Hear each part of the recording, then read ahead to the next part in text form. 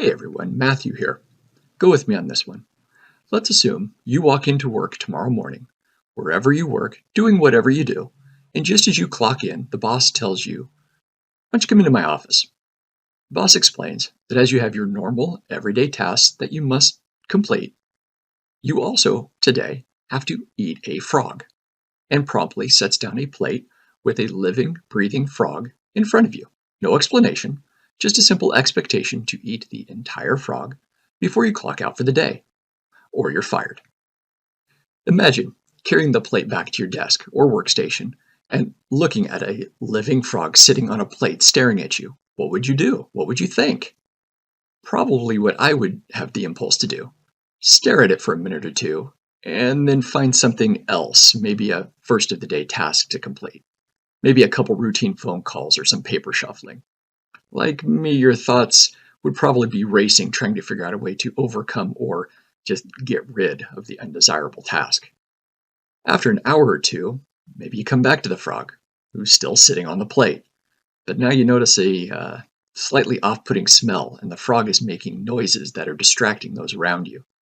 It has been out of the water for some time, so it's starting to get a little bit slimy. You find a note beside the plate from your boss asking, "How's the frog project coming?" Reminding you, you still need to eat the frog or else.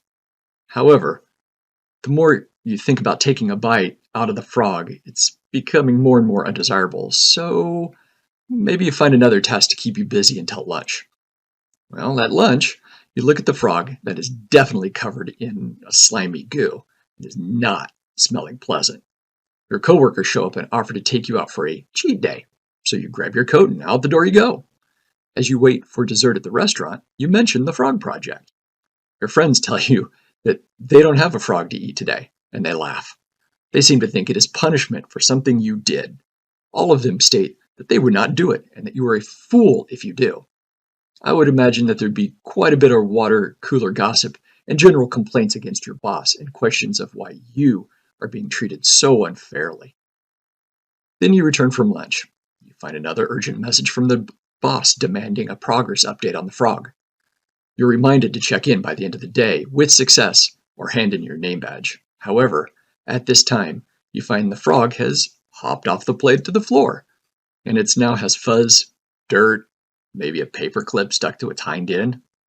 Definitely don't want to deal with that right now, so you decide you'll catch it at the end of the day and focus on the rest of your routine tasks.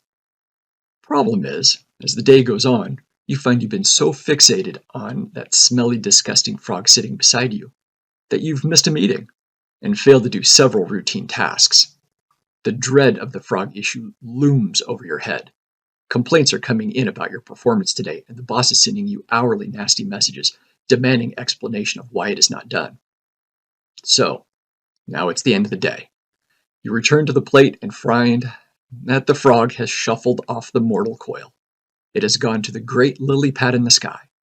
Flies are buzzing, and the smell is pretty horrible. You have to then make a final decision. Do I eat that frog? Or do I go to my boss and explain my failure? Kind of a tough call. Now, I would like to bring up the scripture about how Jesus said something about when the going gets tough, try hesitating. Or try planning out your next moves until you become paralyzed with indecision. But unfortunately, no such luck. I did, however, receive a little bit of inspiration from a little guy named Zacchaeus. Now, if you're not familiar, Zacchaeus was a tax collector who, come to find out, was curious about Jesus. He wanted to see what all the fuss was about. In Luke 19, the story unfolds that as Jesus entered the city, Zacchaeus, who is kind of a short guy, climbed up a tree so that he could see over the crowd. Now, realistically, as a tax collector, taking money from the people and giving it to the ruling Romans, Zacchaeus was probably slightly liked less than almost anybody, including a frog on a plate. And he probably knew it. And he probably didn't care. However, he was very curious about Jesus. But the part of the story that really jumps out to me is how in Luke 19:5, Jesus approached the tree that Zacchaeus had climbed in order to see over the crowd. And Jesus told him, "Come down immediately." and Zacchaeus obeyed and climbed down at once. There was no hesitation, no overthinking by Jesus that this tax collector was not a desirable person to be around. There was no hesitation from Zacchaeus that this prophet might be bad for his image, seeing as how the Jewish priests really didn't care for this Jesus guy. There was an identified call to action, and then there was action. So let's go back to the beginning of your day. You just sat down in front of the boss and watched a plate with a green frog being placed in front of you. The boss says that you will need to take action, eat the frog, before the end of the day. And without time to put a period on the sentence, you grab at the frog and take as big a bite as you can chew. And then you take another bite. 3 chomps, it's all done. So you may be thinking, what possibly could come out of that? Well, for starters, you show the boss that once you're presented with a troubling task, you understand what needs to be done.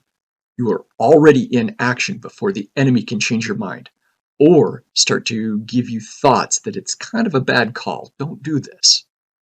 You prove to yourself that eating a frog or attacking an undesirable task is not a big deal once it's over. There literally is nothing that could happen the rest of your day that could even compare to the embarrassment, discomfort, or all-around ickiness of that, and it's done. You are free to go back to your day.